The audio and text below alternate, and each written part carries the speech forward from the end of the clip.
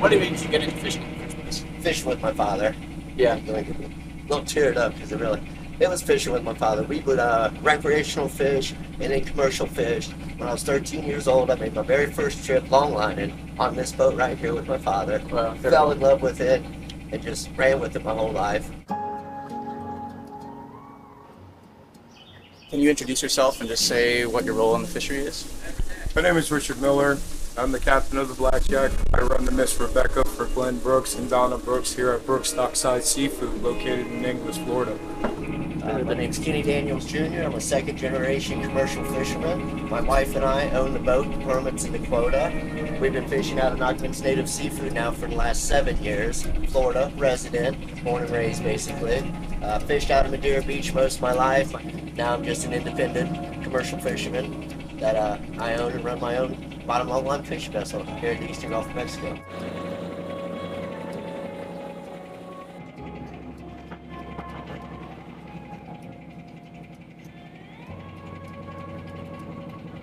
Talk a little bit more about why you think commercial fishing is an important part of Florida culture and like the economy. And well, it's definitely a part of the culture. It's part of American culture because you got bass fishing, you got freshwater fishing of all sorts, and then all this saltwater fishing. Just so many different styles of ways you can do it.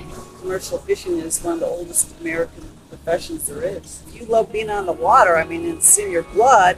It's a passionate industry to be in if you absolutely love fishing. Local seafood supports the economy. All the restaurants around here depend on it.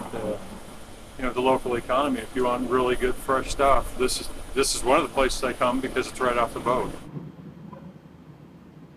I'm Glenn Brooks. I own Brooks Dockside Seafood here in Inglis, Florida. People need and want protein from seafood. We're trying to provide something sustainable and healthy. There's a lot of people with access to the water who can go catch fish. There's large sections of the population that don't have that access, so we serve them.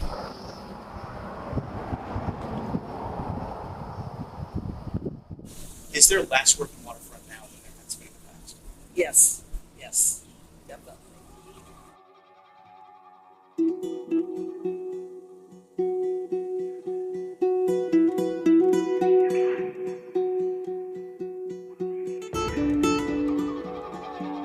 I am Lisa Schmidt. I am the owner of Bohica Fishing Incorporated, which is a commercial longline fishing company.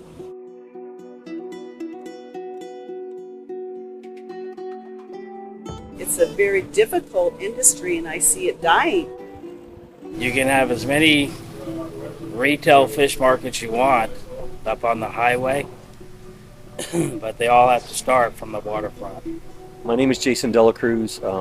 I was a commercial spear fisherman, and then somewhere along the line thought it would be a good idea to start a fish house. Fishing boats need fish houses, and fish houses need fishing boats. It goes hand in hand in tandem. And the less fish houses that there are, the less accessibility that we have to be able to ice, bait, fuel, store the vessel for long terms. I'm not sure how many fish houses there was at one time, but just going through the town and counting the old places, there's probably 5 or 6 fish houses there at one time. And now we are the only fish house here. Where is the next closest dockside facility? For boats this size, probably Tarpon Springs. It's a couple hours away. More than a couple hours. By boat, it's probably 8 or 10 hour ride.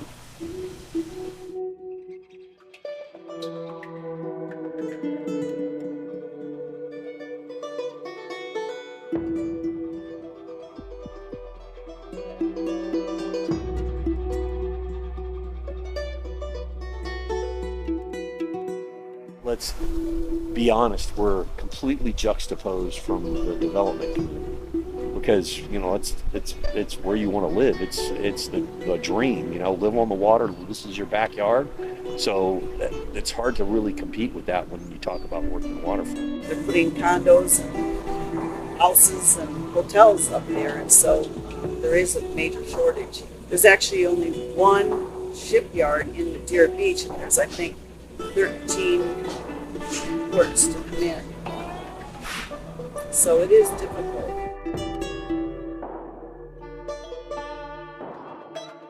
If we don't take it serious about what it takes to keep working waterfront sorted out, we're going to get in a position where it's as the older guys get older and then they sell that stuff off, it's just all going to keep turning in, and at some point you won't have the industry.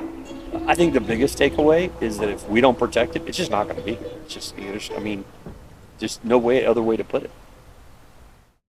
So as far as solutions go, what would be your solution? What do you think should happen to try to solve this loss of fish? Well, to start with, protect what's left.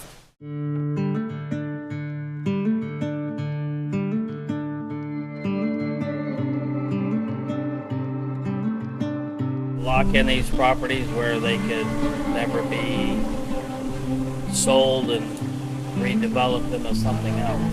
So would that be like a city-owned dock? Yeah, so like it's city-owned slips, so it's got to be some government willing to set aside and say we're going to do this and we're going to put this in place and then maintain it. It is important to promote and support your commercial fishermen because they are just as important resource as the fish itself. Restaurant owners, chefs, the public consumer should support the industry, show up at public testimony at Gulf Council, write letters, talk to the congressman. I'd like them to be more proactive than when it gets to a state where they can't find fish because there's no fishermen to catch it. So anybody who loves fish should support the commercial fishing industry. Nobody goes commercial fishing to become rich. They go commercial fishing because you can't help it. It's just what I do. It's what I love, why I want to do it. And I think that's more true than ever before. It's more of a way of a life and less of a job. I can just wake up and go to work. That's all we do out there. You just wake up, you go to work, cell phone doesn't ring, you're just out there fishing, out there working, and that's it. Yeah, it's simple out there. It's the sun rises, the sun sets, meteor showers. There's nothing that can replace that. You don't get that here on shore.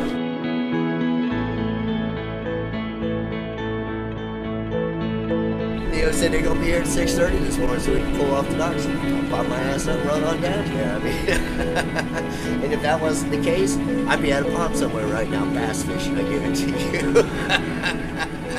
Yeah, it's something that you love, isn't it? Something that I love.